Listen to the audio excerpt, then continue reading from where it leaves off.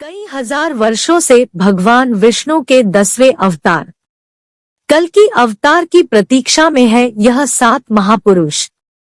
हिंदू धर्म ग्रंथों में वर्णित 7 ऐसे दिव्य पुरुष हैं जिन्हें अमरता का वरदान प्राप्त है, अर्थात वे सतयुग द्वापर युग से लेकर अभी के समय कलयुग तक भी वे जीवित है।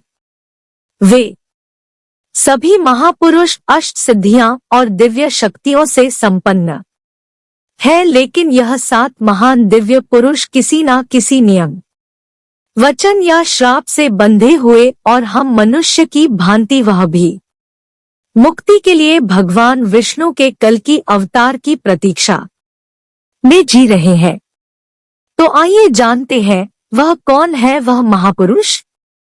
इन सभी दिव्य पुरुषों में से एक है रुद्र अवतार राम भक्त हनुमान जी, जो त्रेता युग से इस धरती पर है और कलयुग के अंत तक प्रतीक्षा कर रहे हैं।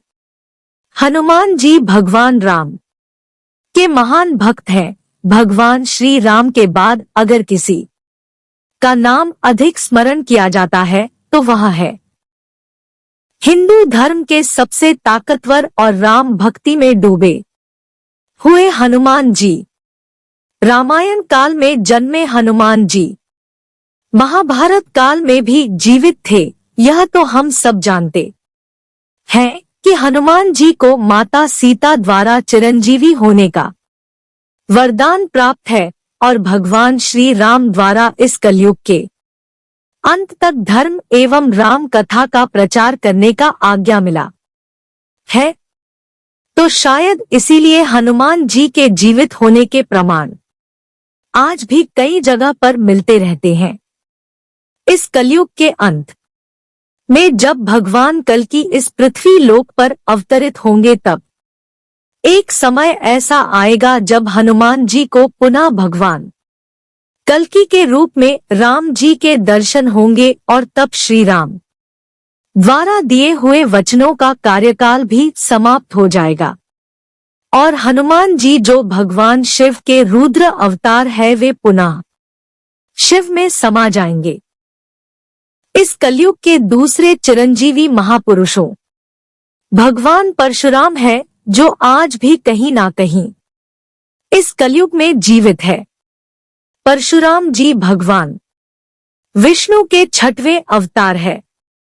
परशुराम जी चिरंजीवी होने के कारण रामायण और महाभारत काल में भी देखे थे और ऐसी भी एक मान्यता है कि परशुराम जी ने इस पृथ्वी लोक से 21 बार समस्त क्षत्रिय राजाओं का विनाश किया था।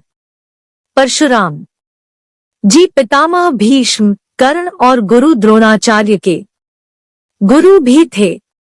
पौराणिक कथाओं के अनुसार भगवान कल्कि के गुरु भी परशुराम जी ही होंगे, जो कि कहा जाता है कि आज भी महेंद्रगिरी पर्वत पर तपस्या में लीन होकर कल्कि अवतार की प्रतीक्षा कर रहे हैं। तीसरे चिरंजीवी महापुरुष है अश्वत्थामा। अश्वत्थामा गुरु द्रोणाचार्य के पुत्र थे, जो आज भी इस पृथ्वी लोक पर मुक्ति के लिए भटक रहे हैं।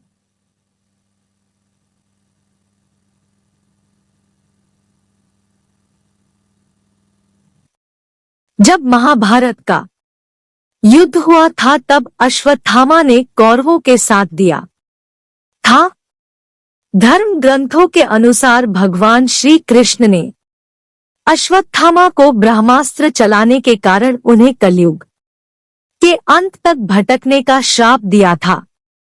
अश्वत्थामा के संबंध में प्रचलित मान्यता है कि मध्य प्रदेश के असीरगढ़ किले में मौजूद प्राचीन शिव मंदिर में अश्वत्थामा रोज भगवान शिव की पूजा करने आते हैं।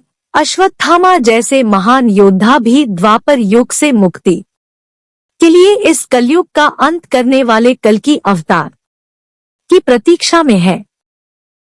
चौथे चिरंजीवी दिव्य पुरुष है महर्षि व्यास। महर्षि व्यास को वेदव्यास के नाम से जाना जाता है, क्योंकि उन्होंने ही चारों वेद महाभारत, 18 पुराण और भागवत गीता की रचना की थी। महर्षि व्यास जी ने कल्कि अवतार के जन्म से पहले कल्कि अवतार के बारे में ग्रंथों में लिख दिया था। महर्षि वेदव्यास बहुत बड़े तपस्वी होने के कारण आज भी वे इस कलयुग में भगवान कल्कि के दर्शन के लिए तपस्या में लीन होकर प्रतीक्षा कर रहे हैं। तो पांचवी चिरंजीवी महापुरुष है लंका के नरेश राजा विभीषण। राजा विभीषण श्री राम के अनन्य भक्त है। जब रावण ने माता सीता का हरण किया था तब विभीषण ने श्री राम से शत्रुता न करने को रावण को बहुत समझाया था। तो पांचवी चिरंजीवी महापुरुष है लंका के नरेश राजा विभीषण। राजा विभीषण श्री राम के अनन्य भक्त है। जब रावण ने माता सीता का हरण किया था तब विभीषण ने श्री राम से शत्रुता न करने को रावण को बहुत समझाया था। इस बात पर रावण ने विभीषण को लंका से निकाल दिया था। तब विभीषण श्री राम की सेवा में चले गए और रावण के अधर्म को मिटाने के लिए धर्म का साथ दिया था। इसलिए भगवान श्री राम ने विभीषण को चिरंजीवी होने का वरदान दिया था, जो कि इस कलयुग के अंत तक वह भी जीवित होंगे। इस फिल्म में छठवीं चिरंजीवी महापुरुष है राजा बलि।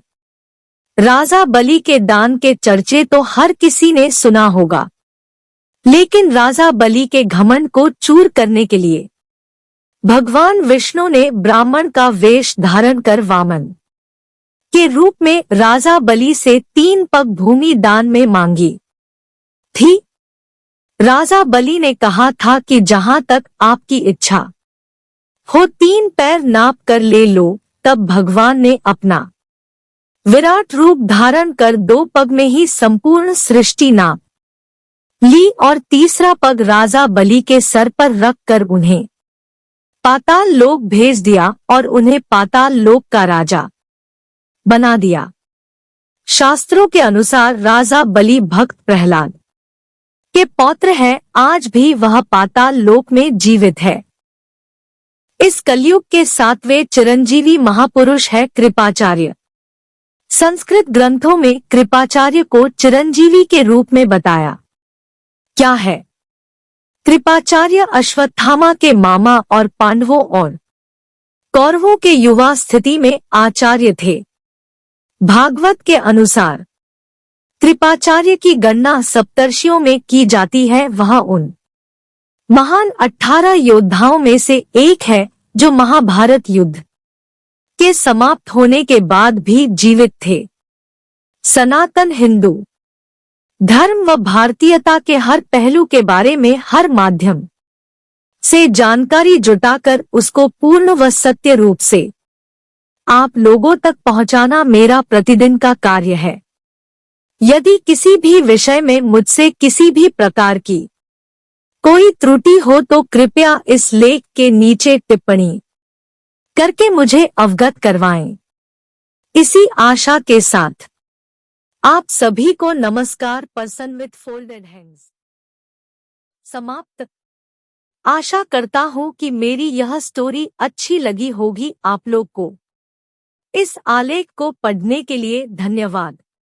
यदि आप लोगों के पास कोई सुझाव है तो कृपया साझा करें और किसी भी प्रश्न को पूछने के लिए स्वतंत्र महसूस करें। धन्यवाद। फ्रेंड्स, आपको ये कल्कि अवतार की कहानी कैसी लगी? आप अपने कमेंट्स के द्वारा हमें अवश्य बताएं। ये कल्कि पुराण स्टोरी इन हिंदी पसंद आने पर लाइक और शेयर करें। ऐसी ही और कल्कि अवतार और काली पुरुष stories, Kaliyuga stories, motivational stories and कल्कि स्टोरीज इन हिंदी पढ़ने के लिए हमें सब्सक्राइब कर लें।